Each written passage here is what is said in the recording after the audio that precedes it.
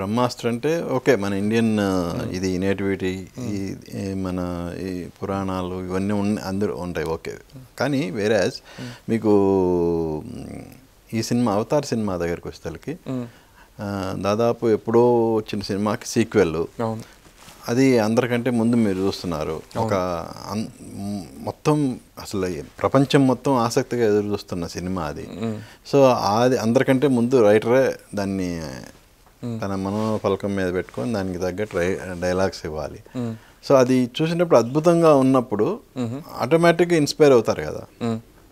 So మీరు అలా inspire అయ్యారా అవతార్ 2కి సంబంధించి? చూపించారుగా మనకి. ఎందుకంటే వీడియో మేము సినిమా రిలీజ్ అయ్యేంత వరకు చూడలేం. మనకి ఎట్లా ఉంటుందంటే అండి, first of all black and white చేస్తారు మనకు చూపించేది.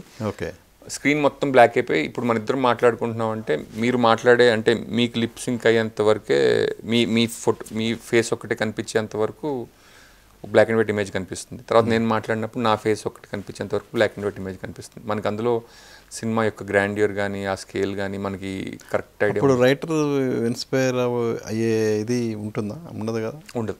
కాకపోతే మన రైటర్ ఇన్స్పైర్ అవ్వాల్సింది ఏంటంటే ఇంగ్లీష్లో వీడు ఏం చెప్తున్నాడు, వాడి భావం ఏంటి, దాన్ని తెలుగులో ఎలా చెప్పాలి.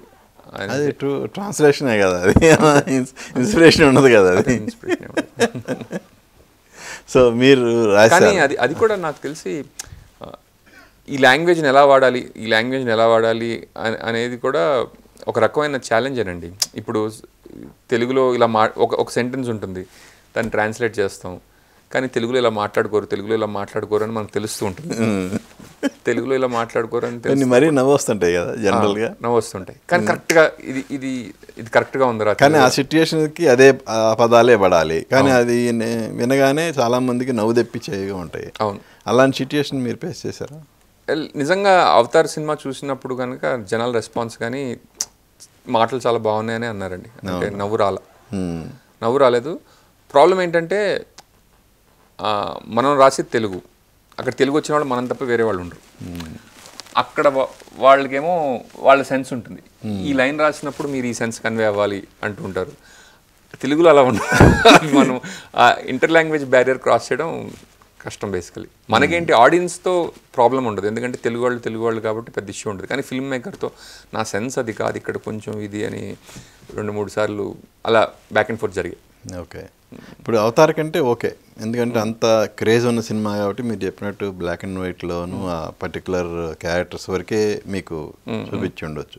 వేరే మన ఇండియన్ లాంగ్వేజ్ తెలుగులో డబ్ చేసేటప్పుడు హిందీ కానీ అదర్ లాంగ్వేజ్ కానీ మనం స్క్రీన్ మీద చూస్తాం. అవును, మీకు కూడా బ్రహ్మాస్త్ర చూపించుంటారు. బట్ చూసిన తర్వాత అరే ఇది వర్కౌట్ అవ్వదే అన్న ఫీలింగ్ మైండ్లో వెంటాడుతూనే ఉంటుంది కదా సినిమా. అప్పుడు రైటర్గా మీరు పడే సంఘర్షణ అనేది ఉంటుంది డెఫినెట్గా. అది ఇది వర్కౌట్ అవ్వదు, మనం రాయాలి అన్నప్పుడు ఎలా ఉంటుంది మీ మానసిక పరిస్థితి? అది మన బాధ్యత కాదండి. బాధ్యత కాకపోయినా మీ మీద ప్రభావం అనేది చూపిస్తుంది కదా. ఇప్పుడు నాగార్జున గారు డబ్బింగ్ చెప్పారు, దానికి డబ్బింగ్ చెప్పినప్పుడు ఫస్ట్ ఆయన చాలా కొంచెం ఎలా ఉంది రైటింగ్ అనేది ఆయనకి కొంచెం పర్టికులర్గా ఉండేవాడు. ఆయన డబ్బింగ్ చెప్పిన తర్వాత నాకు తెలుగు సినిమా లాగే ఉంది అన్నారు ఆయన.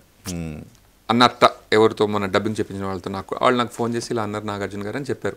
అది గుడ్ న్యూస్. అంతే, నాకు అంతవరకు సక్సెస్ తప్ప ఆ సినిమా బాధ్యత నిజంగా. అంటే ఇప్పుడు డబ్బింగ్ అప్పుడే కాదండి, అది యాక్టింగ్ అప్పుడు కూడా తెలుస్తుంటుంది కొన్నిసార్లు ఈ సినిమా వర్కౌట్ అవ్వదని తెలుస్తుంటుంది.